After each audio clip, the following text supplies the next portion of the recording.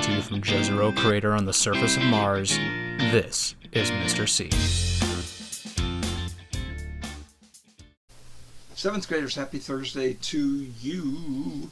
And a few reminders just really quick. You know what's due tomorrow, huh? So, SSRs due tomorrow, 10 of them. Neat, complete. Many of you had already finished them. Got your grade up in the computer. So, that. You have a BFQ tomorrow, big fat quiz, or an ST, a small test. So it's not going to be really big. Because of what's going on today, though, we're going to take a break from our study guide. So we will return to it tomorrow after the quiz. And then all next week we'll review. Remember, I have one more study guide to prepare and give you. So I have already prepared a second one on quarter number 3 tests. And then over the weekend, this coming Saturday, I will do quarter number 4 tests. And they'll be study guide. Are you putting the answers in those tests? I am. My goodness. So again, it's the kind of thing you can't lead a horse to the water trough to make him drink. But you can get him right where the water is, but he's got to actually drink. So you have to study. Remember, you can use a 3x5 tomorrow, and on the semester exam, the week after next, you may use a 3x5 or 4x6. So we'll review just a little bit, a little brief review. And then if we did have any time left over, then, and we might, then I might review a page or two. Okay. The big topic tomorrow, overall topic, general topic, is volcanoes. And I've got just a number of subtopics on volcanoes. First, why do you get volcanoes? Remember, volcano comes from the word Vulcan, which is a Roman fire god. So how do you get a volcano? Well, you've got to have melted rock from underground. What do we call it? That would be magma, magma, magma, magma, and it comes out as lava, lava, lava, lava, lava. So magma, molten rock underground that comes out of the ground. Where does it come out of the ground? 3 places, 2 major places. Almost all volcanoes, 75%, 3/4, occur at plate boundaries, where you've got 2 plates, tectonic plates, the crack in between, a fault, so that the magma can come up through the crack. The biggest of the plate boundaries is the Ring of Fire around the Pacific Ocean, and could be a subduction zone where one plate dives down, and it's where an ocean plate dives down under a continental plate, a subduction zone, or in the middle of the Atlantic Ocean, the mid-ocean ridge, where you've got, remember, seafloor spreading, there's your fault, and magma can come up through it. That's what's going on in Iceland. Tomorrow I'll have a video for you to see, just a really like 30-second video of the massive lava fountaining that's occurring in that Iceland volcano. So anyway, so they're found at plate boundaries. That's where volcanoes are found. Ring of Fire, one of those plate boundaries. Mid-ocean ridge under the Atlantic Ocean. And then the last place that volcanoes occur would be where you have just a more like a random crack in the crust and magma can come up through it, like in the middle of the Pacific Ocean on the big island of Hawaii, Kilauea volcano. It's called a hot spot. Just there's a crack in the crust. It's not a plate boundary. Magma can come up through it and rise up out of the ocean and form a volcano like on Kilauea. Okay, kinds of volcanoes by shape. By the way, all of this is going to be in RenWeb Wednesday's homework notes. All right, volcanoes by shape. Really steep, a lot of gas in the magma. It blows the lava way up in the air, and it comes down in a steep form. Cinder cone. A lot of gas in the magma lava.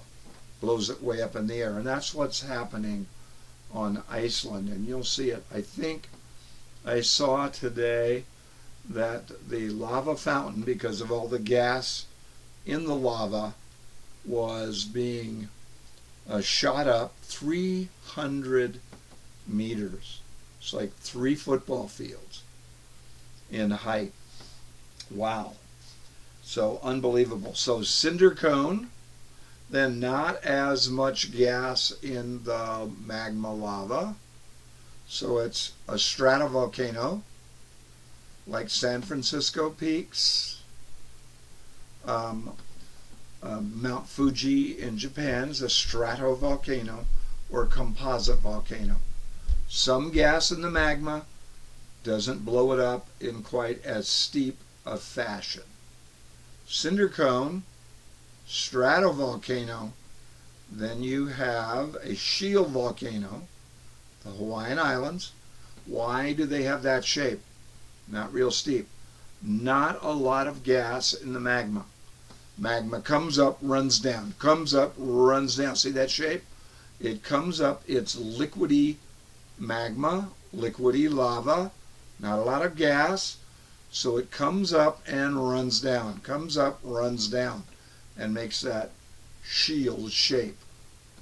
So, shield shape, and then you've got one where there's a bulge like my knuckles sticking out. See how they're kind of sticking out like Mount St. Helens did? It bulges out and finally could be really explosive. So, by shape, cinder cone, stratovolcano, shield, dome, a dome, D-O-M-E, where the magma bulges out under the volcano. Okay, what are some tips that a volcano might erupt? What are some signals? And I need to write myself a little note. Signals that a volcano could erupt in the near future. If you have steam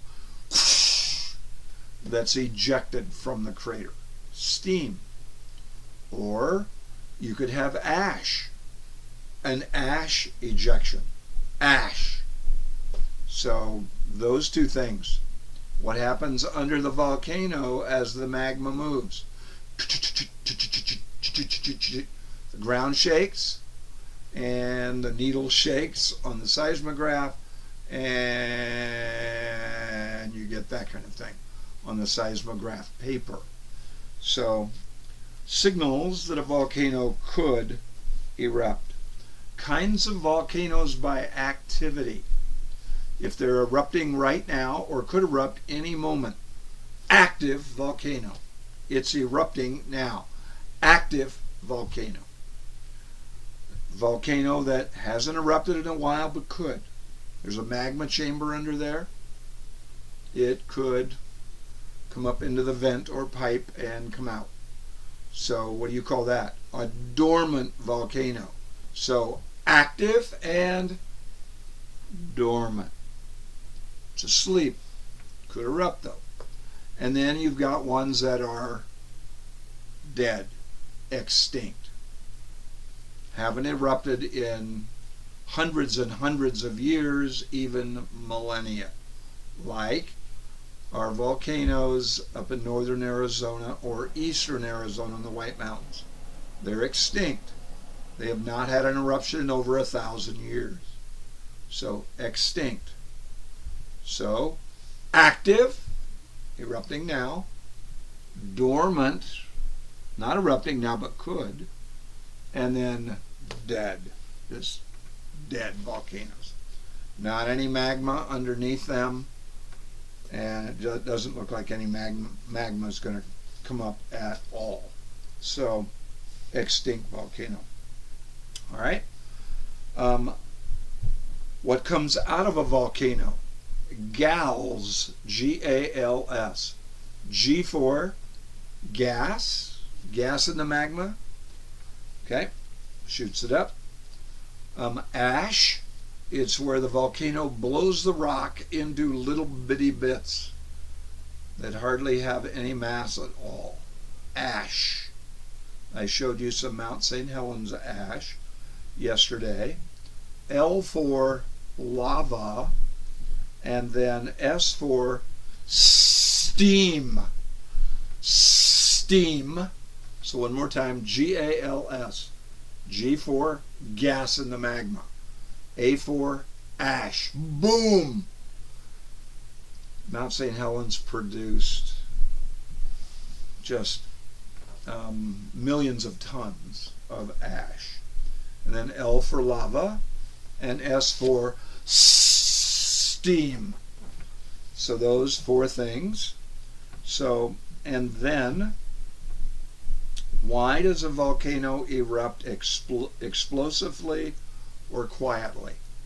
Well, there's a couple of reasons that could make it erupt explosively. A lot of gas in the magma. It's happening in Iceland right now. A whole lot of gas in the magma that just pressurizes the magma and shoots it way up. So gas in the magma. And the second reason is ooey gooey, sticky, pasty magma that doesn't come up and flow down. It's not moving. It just, and then what happens? The pressure builds up and builds up and builds up. You get a dome, and then boom. So two things that can cause a volcano to erupt explosively. Lots of gas in the magma, lava.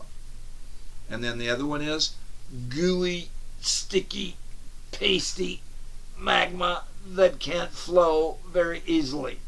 So the pressure builds up underneath and then explodes. So all of that. Okay, perfect on the timing. The other thing I'm going to ask you about tomorrow is the TED Ed on practice. The TED Ed on practice.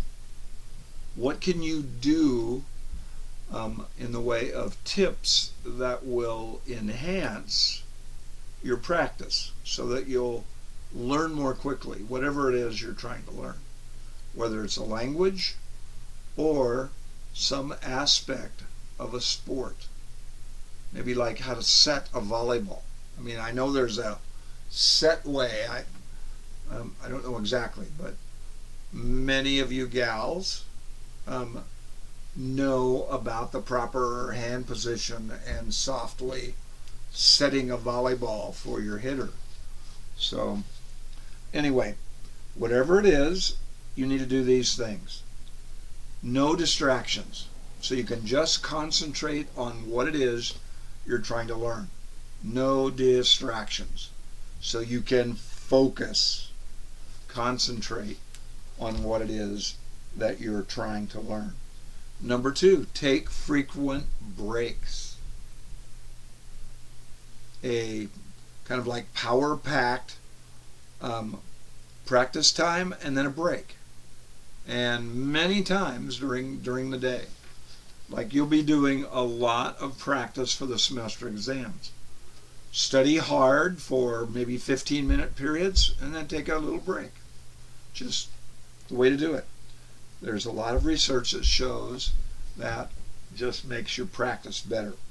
No distractions. Focus.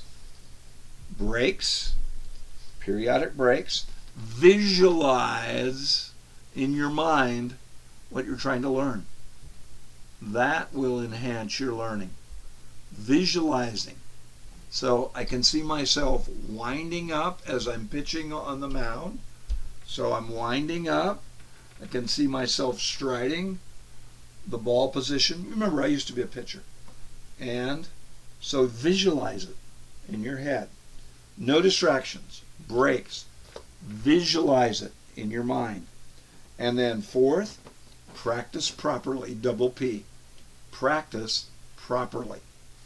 There is a right way to practice that skill and lots of wrong ways. If you practice wrongly, you'll learn the wrong way to do it. So, double P, practice properly. Okay, perfect timing. Now, we've all decided we would all like to be more creative. I'd like to be more creative. You'd like to be more creative. Some of you are going, I don't have a creative bone in my body. Well, I thought that at one time, pretty much. But we all do. We all have creativity that's in there. It's in us to be developed and then to get out. Now, on the semester exam, this will be one of the topics that Laura has taught you about. She is going to give me later in the week, tomorrow actually, a list of all the things, key things she's taught. I'm going to run it off on Saturday, and it will be a mini study guide next week. And there'll be questions on that information. So Laura has a number of really cool things to tell you about how to develop your creativity. So maybe jot a note or two or three down on your study guide. So you might want to do that. I highly recommend it.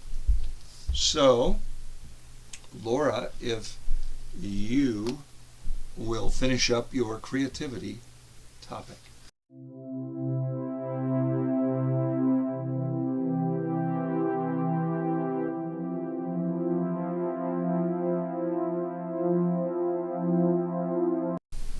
This is Your Magnificent Brain, Learning with Laura, and I did say that last week was going to be my last official lecture, but it ended up we needed to cut a few things from my creativity lecture.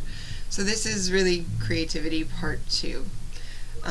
It's things that I mentioned in context of last week's conversation, but it's more the practical side of creativity. Some of the things you can do and some of the things to consider. So I will start this conversation, start picking up this lecture at a very powerful question that's very useful to creativity. And that's the question, what if? Enjoy. What if? Asking the question, what if, is a really powerful part of the creative process. Just thinking about when you have something that you're working on, what if we did this? What if it looked like this? Often creativity is just being able to shove yourself out of your own viewpoint and look at it from another perspective. Shoving yourself out of how it's always been done previously and saying, well, yes, it's been done that way previously, but how could it be done? If this were to change, would it make the process smoother? If this part was combined, if this step was combined with something else, if we challenged what's, the normal, typical rules of how we work, could something new be created, something interesting and something innovative? And then just some general recommendations for creating and how to prep your mind to be able to create and to be able to kind of think innovatively.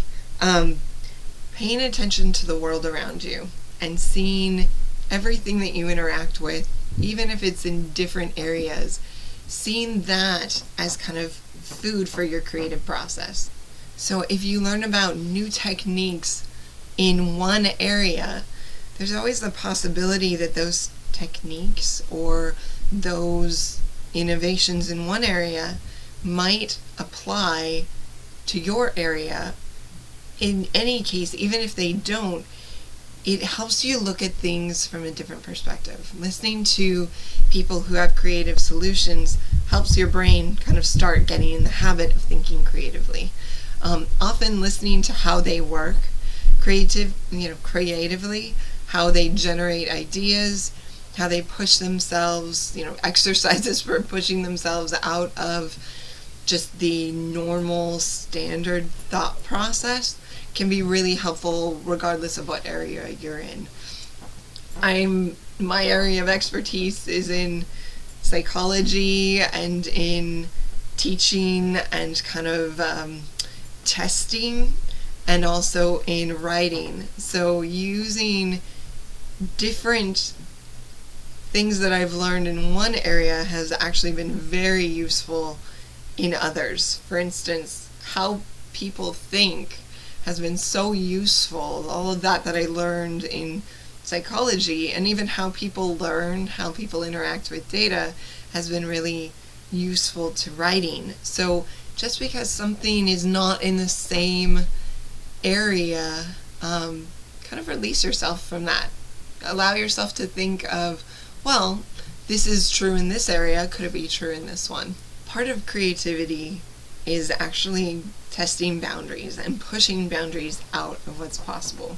Whenever we see, especially in science, I think it's really, you can see different areas in which they've learned new things. For instance, some of what you've been learning this year, I'm sure, has involved like the atom. And what they've learned about the atom over time has just grown exponentially as they studied it. But someone had to have the idea for how to study the atom in new ways over time. And reminding yourself that anything we know took that time, that innovation, that looking at techniques that were previously considered to be standard and pushing those boundaries of what's possible out. Everything that we interact with, everything we learn, from what we decide to do, what we decide to study, and what we decide to, do for fun, even as a hobby, we have the ability to push the boundaries of what's possible. And even understanding where our own personal limitations are, what areas we can get into and really use our knowledge to push in certain ways, and areas where we might not be in a position to be able to do that. Acknowledging both those things, limitations of what is a real limitation, what can we push past, and what's something that we would need to invest some more time in kind of gaining capacity before we attempted to move that barrier back.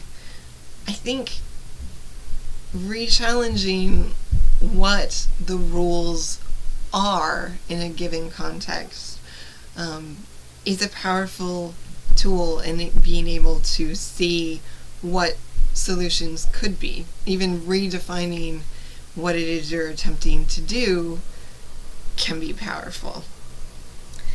And then lastly, thinking creatively and sharing ideas put you in a position of being vulnerable. Often you're holding up something that is a product of your mind for someone else to look at and to judge. And what I'd say is learn about and understand the circumstances in which being creative and offering up innovative solutions are helpful and beneficial, and other situations in which you might want to either consider how you frame it from a context perspective. Consider who you go to with it to review it. Make sure that it's not someone who will have a gut reaction to it and just shut it down without considering, without being open to the ideas. Because often when we're in a vulnerable position, when we take that risk and share it with someone, if it's rejected, it can have a very painful repercussion to ourselves and even to our being creative in other situations. And if that happens, if at any point your creativity or your work is rejected, I've personally found it useful to just remind yourself that not everyone is ready to make changes, to transform a process, and realizing that your ideas might not be for everyone, but having creative and innovative ideas are valuable, they're powerful, and they can actually change the world, potentially. And remembering that just because someone rejects your idea doesn't mean that you don't have good ideas. It's good to continue to remind yourself that it's just that one experience. Reminding yourself that your creativity is valuable, even if not everyone really respects it or responds to it positively.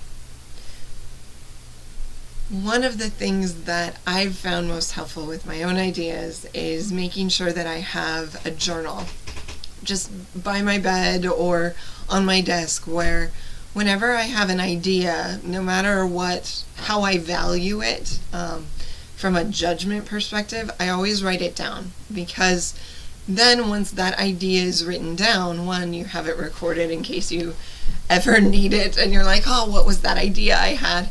But two, it also frees up your brain to be able to come up with other ideas. So if you naturally come up with ideas in the middle of the night, or when you first wake up in the morning or right before you go to bed, it's there so you can record it, and you can make sure that any idea that you have, regardless of its merit, not everything that you come up with is going to be the best idea in the world.